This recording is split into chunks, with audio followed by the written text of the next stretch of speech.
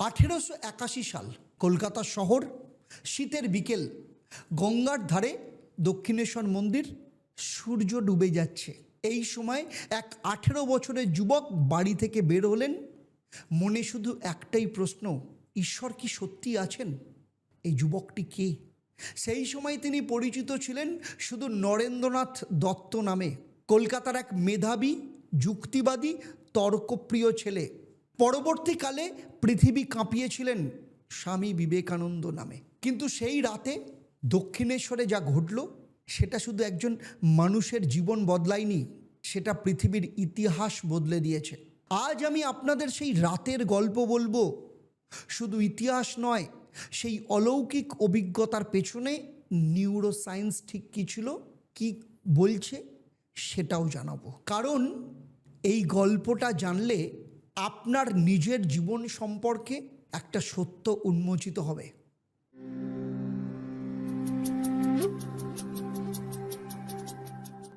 আজ আমি আপনাদের একটা প্রশ্ন করতে চাই। আপনি কি কখনো এমন কোনো মানুষের সাথে দেখা করেছেন যাকে দেখা মাত্র মনে হয়েছে এই মানুষটা একটু অন্যরকম? নরেন্দ্রনাথ এরকম একজন মানুষের খোঁজ করছিলেন। নরেন তখন জেনারেল অ্যাসেম্বলিজ ইনস্টিটিউশনে পড়ছেন। পশ্চিমা দর্শন, বিজ্ঞান, যুক্তি সব কিছু গ্রাস করেছেন। John Stuart Mill, Herbert Spencer, David Hume, এদের বই তার রাতের সঙ্গী। তার মনে একটাই প্রশ্ন, ঈশ্বর কি সত্যি আছেন, নাকি এটা শুধু মানুষের কল্পনা? অনেক সাধু মহাত্মার কাছে গেছেন, প্রতিবারই একটাই প্রশ্ন করেছেন, আপনি কি ঈশ্বর দেখেছেন? কিন্তু কেউ কোনো উত্তর দিতে পারেনি।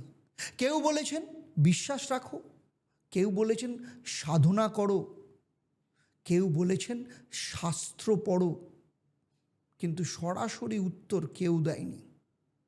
এই সময় নরেনের বন্ধু সুরেন্দ্রনাথ মিত্র তাকে বললেন, দক্ষিণেশ্বরে একজন মানুষ আছেন, রামকৃষ্ণ পরমহংস, তার কাছে যাও। নরেন তেমন আগ্রহী হলেন না, কারণ মহাত্মা তিনি অনেক দেখেছেন। সবাই একই কথা বলেন, কিন্তু প্রমাণ দিতে কেউ পারে না। কিন্তু তবুও তিনি গেলেন। 1881 সালের নভেম্বর মাস, দক্ষিণেশ্বর কালীবাড়ি। সেই গভীর রাতে যা ঘটল তার জন্য নরেন্দ্রনাথ প্রস্তুত ছিলেন না। নরেন্দ্রনাথ দক্ষিণেশ্বরে পৌঁছলেন, ঘরে ঢুকলেন, দেখলেন একজন মাঝবয়সী মানুষ বসে আছেন, সরল চেহারা, মাঝে মাঝে নিজের মনে কথা বলেন, কখনো হাসছেন, কখনো চোখ বুজে আছেন। নরেন্দ্রনাথ মনে মনে ভাবলেন, এই মানুষটা কি পাগল?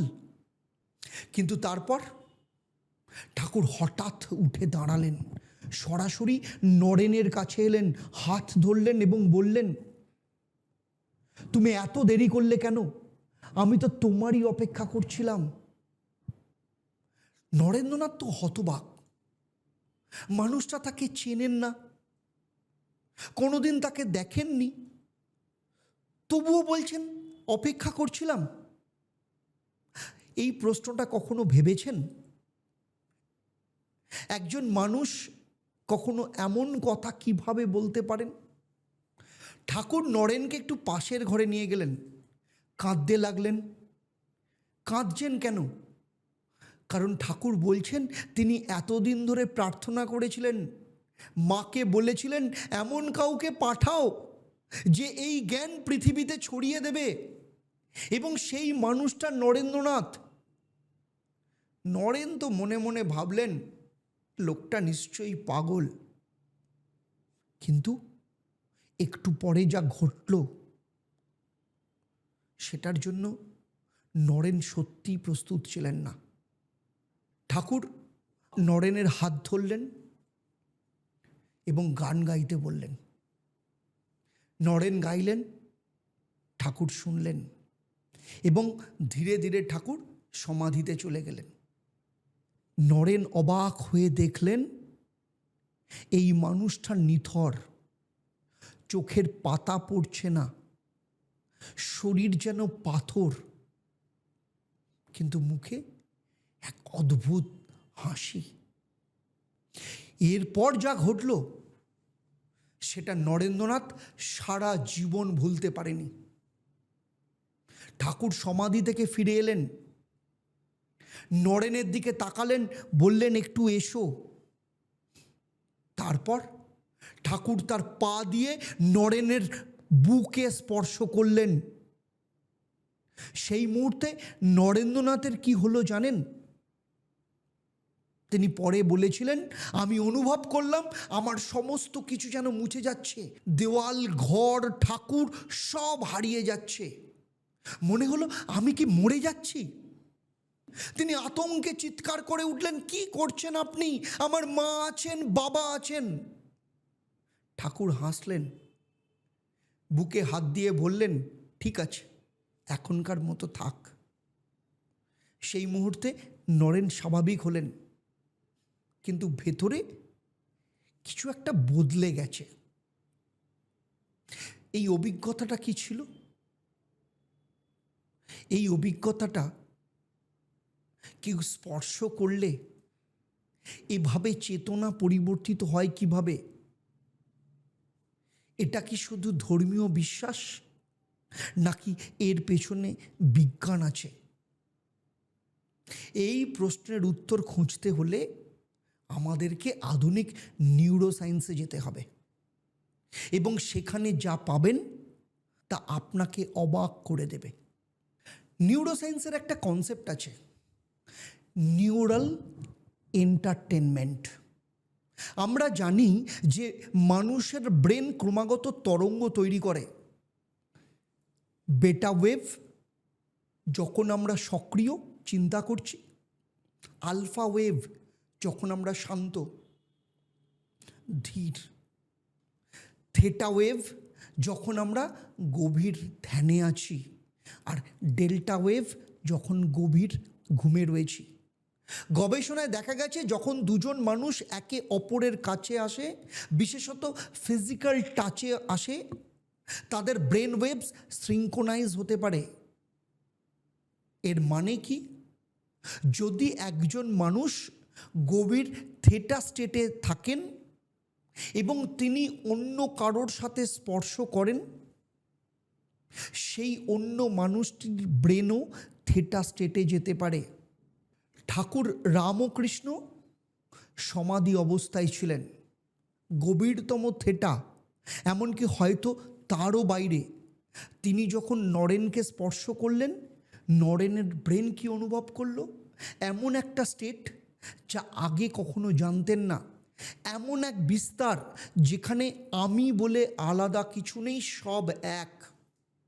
আধুনিক সায়েন্স এটাকে বলে ইগো ডিসলিউশন বা নন ডুয়াল অ্যাওয়ারনেস। হার্ভার্ড মেডিকেল স্কুলের গবেষণায় দেখা গেছে এক্সপিরিয়েন্সড মেডিটেশনসদের ব্রেনের ডেল্টা মোড নেটওয়ার্ক, যে অংশ আমি তৈরি করে সেটা অনেক কম অ্যাক্টিভ থাকে। ফলে আমি আর সব কিছু, এই ভেদটা মিলিয়ে যায়। নরেন্দ্রনাথ সেদিন অনুভব করেছিলেন সেই বিভেদহীনতা, যেখানে দেওয়াল নেই, ঘর নেই, শুধু অস্তিত্ব আছে। এটা কি শুধু অলৌকিক, নাকি এটা মানুষের কনসাসনেসের সম্ভাবনা? আমি বিশ্বাস করি এটা দুটোই। ধর্ম যাকে অলৌকিক বলে, বিজ্ঞান তার ভেতরে মেকানিজম খুঁজে পাচ্ছে।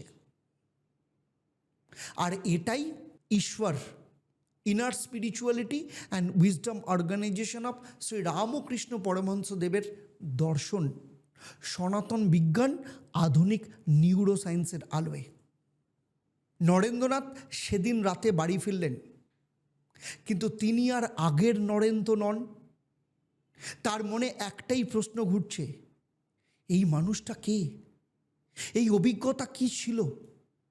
পরের দিন তিনি আবার গেলেন, তারপর আবার বারবার গেলেন, এবং ধীরে ধীরে বুঝলেন রামকৃষ্ণ পরমহংস শুধু একজন মানুষ নন, তিনি এমন একটা কনসাসনেসের প্রতিনিধি যা নরেনকে তার নিজের গভীরতার সাথে পরিচয় করে দিচ্ছেন। গুরু শিষ্যের সম্পর্ক শুধু জ্ঞান দেওয়া নেওয়া নয়, এটা কনসাসনেসের ট্রান্সমিশন। এটা একটা মানুষের ভেতরে যা সুপ্ত আছে তাকে জাগিয়ে দেওয়া। আচ্ছা, আপনাদেরকে বলছি, এই প্রশ্নটা কখনো ভেবেছেন আপনার ভেতরেও কি এমন কিছু সুপ্ত আছে যা এখনো জাগেনি?